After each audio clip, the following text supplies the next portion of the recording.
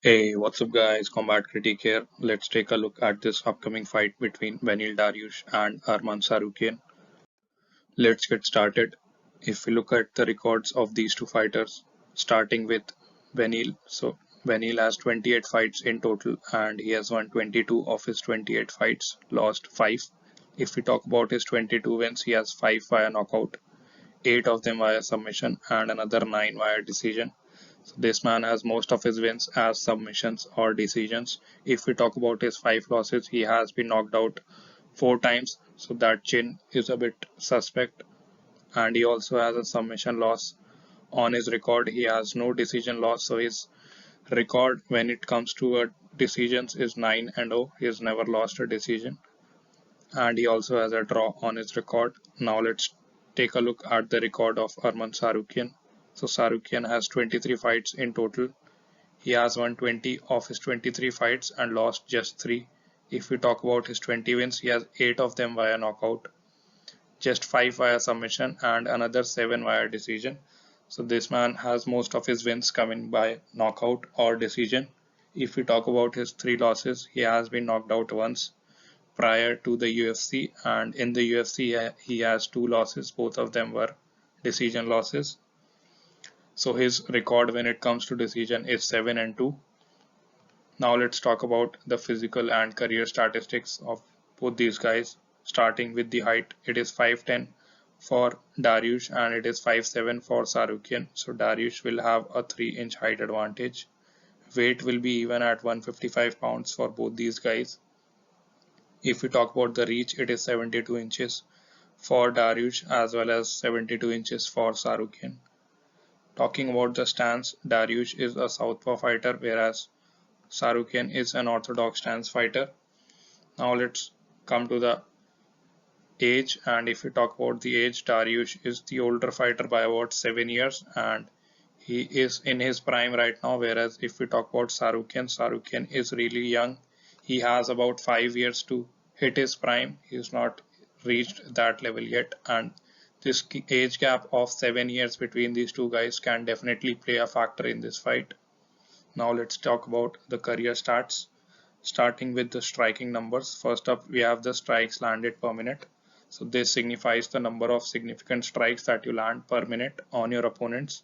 This is 3.79 for Dariush and it is 3.82 for Tsarukyan. So both these guys are pretty close, but a very slight advantage goes to Tsarukyan. Next up, we have the striking accuracy, 49% for Dariush and 48% for Tsarukyan. So both these guys are really close once again, but a very slight advantage goes to Dariush. Next up, we have the strikes absorbed per minute. Now this is the opposite of strikes landed per minute, and this signifies the number of strikes that you absorb from your opponents per minute on average. This is 2.63 for Dariush and it is just 1.91 for Tsarukyan. In this case, the guy who is getting hit lesser has an advantage. So here the advantage goes to Tsarukyan. He is getting hit lesser. Striking defense is 58% for Dariush and it is 54% for Tsarukyan. So here the advantage goes to Beneil. So overall in the striking, 2 of the 4 metrics that we have seen favor Dariush and the other 2 favor Tsarukyan. It is pretty close when it comes to the striking. Now let's talk about the wrestling and the grappling stats. Starting with the takedown average, it is 1.91 for Beneil and it is 3.43, almost double that amount for Tsarukyan. So Tsarukyan has an advantage here. He is getting a lot more takedowns in his fights compared to Benny. Takedown accuracy is 34% for Dariush and it is 36% for Tsarukyan. Both these guys are pretty even, but a very slight advantage goes to Tsarukyan. Takedown defense is 80% for Dariush and it is 75% for Tsarukyan. So both these guys are again really close, but this time a slight advantage goes to Dariush. Submission average is 0.9 for Dariush and it is 0 for Tsarukyan. Tsarukyan has never attempted a submission in the UFC so far. So a clear-cut advantage for the very first time goes to Dariush, and this is the only area where he is clearly better than Tsarukyan. In terms of the wrestling, it is pretty close, and in the striking, it is again very close between these two guys. Now let's take a look at the significant strikes by position for these two guys, starting with Dariush. So 66% of all the strikes that Dariush lands are from the standing position, just 16% in the clinch and 18% on the ground. If we compare this with Tsarukyan, who has 65% from the standing position, just 7% from the clinch and 28% a substantial portion on the ground. So Tsarukyan uses ground and pound in his game much more often than Dariush. When the fight hits the ground, I think Dariush is mostly focused on the submission, which is why he does not land a lot more strikes. Now let's talk about the significant strikes by target for these two guys, starting with Dariush. 61% of all his strikes are to the head, 23% to the body, and 15% to the leg. If we compare this with Tsarukyan, who has 64% of all his strikes to the head, 24% to the body, and 13% to the legs, both these guys are really even. There's not much difference. Only difference in this slide is that Dariush uses ground and pound lesser than Tsarukyan. Now let's take a look at some of the previous performances of these two guys, starting with Beneil. So Beneil in his last fight lost to Charles Oliveira, and this finish happened in the very first round via knockout punches, and this fight happened in June of this year. Charles Oliveira landed a knockdown and he was able to get a finish. If we talk about the fight before this, was the highlight of Benny's career so far, where he beat Mateusz Gamrot in a 3-round fight via unanimous decision. In this fight, Beneil was able to get a knockdown over Gamrot, and he was also ahead in terms of the number of strikes landed. However, Gamrot landed 4 takedowns on Beneil, whereas Beneil was able to get none. If we talk about the fight before that, Beneil beat Tony Ferguson via unanimous decision in a 3-round fight. He was able to get 3 takedowns over Tony. And if we talk about the fight before this, Beneil beat Diego Ferreira. He was able to land 5 takedowns and win the fight via split decision. It was a 3-round fight. Before this, he beat Scott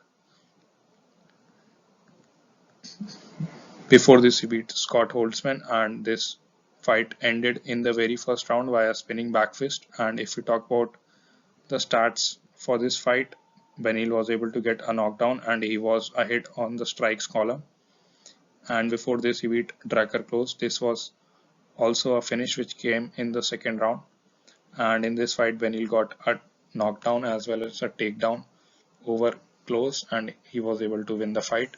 Now let's take a look at the previous few fights of Tsarukyan. If we talk about his most recent win, it was over Joaquim Silva, and in this fight he landed 4 takedowns and he was ahead in terms of the number of strikes landed by a huge margin. He won the fight via knockout in the 3rd round. This fight happened in June of this year. So both these guys are getting equal time to prepare for this fight. Both of them have had their last fights in June of this year.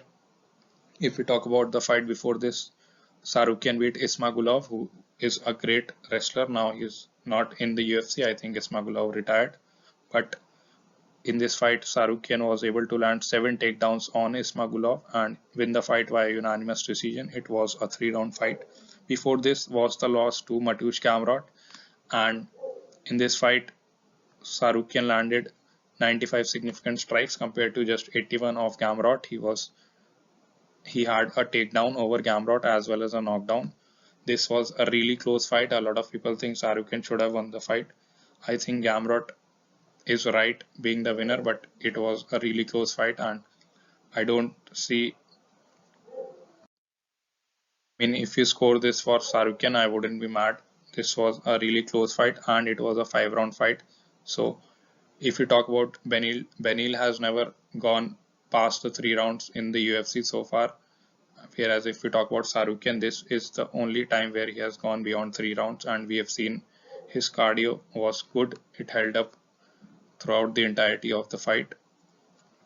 And if we talk about the fight before that, Tsarukyan beat Joel Alvarez, and in this fight he got 2 takedowns. He was ahead by a huge margin in terms of the strikes landed column, and he finished the fight in the second round via knockout punches.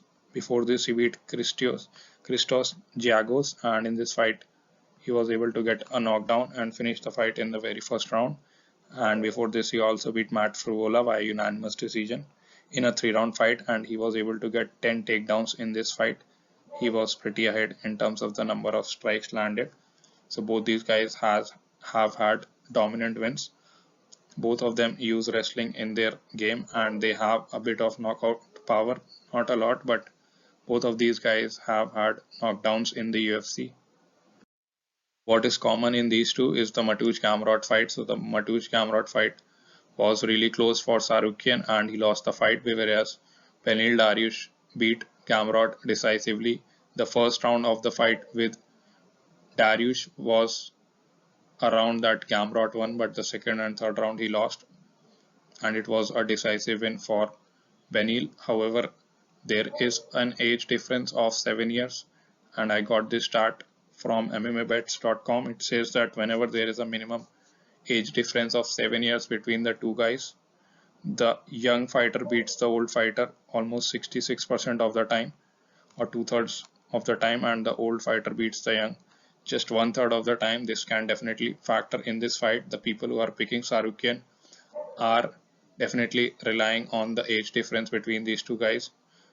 Dariush is almost nearing 34-35, whereas Tsarukyan has not even reached his 30s yet. He is 4 to 5 years away from even hitting his prime, and he has not had a lot of UFC losses. The only two losses that he has had are against Mateusz Gamrot and Islam Makhachev, both of them via decision. It's really hard to finish him. If I see Beneil Dariush winning, I think he won't be able to submit Arman Tsarukyan because Joel Alvarez is a good submission artist and he couldn't do it. Matt Frivola also has some subs and he couldn't do it either. So I don't think Dariush, even with his submission skills, will be able to submit Tsarukyan. If we talk about the power, I think both of these guys have almost the equal punching power. I don't think Tsarukyan will be able to finish Dariush on the feet, or Dariush will be able to finish Tsarukyan on the feet. If Dariush wins, I think it will be most likely a decision win. And same for Tsarukyan. This fight is a really close one. I had to go back and forth between Dariush and Tsarukyan, but I think I'm going with Tsarukyan. I think he is the younger fighter and he has crazy pace. I think he should be able to win 3 of the 5 rounds and win the fight via 48-47 unanimous decision. However, this can really be a masterful performance from Dariush like he did in the Gamrot fight where he was able to stuff a lot of the takedowns as well as he was able to land a knockdown over Gamrot. Let me know what you guys think in the comments below. I'll see you guys in the next video.